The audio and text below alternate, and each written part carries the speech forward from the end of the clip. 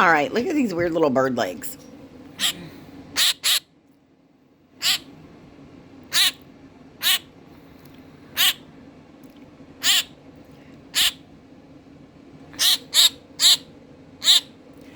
And you can see she's got a row of like teeth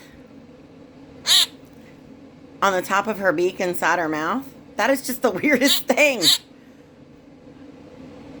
You can tell this bird came from a dinosaur. Oh, and people have asked about her tail feathers, so.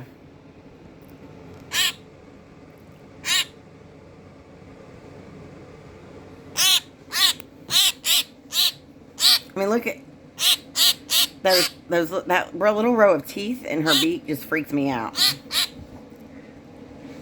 You're weird, Birb, but I do love you. It's my Birb.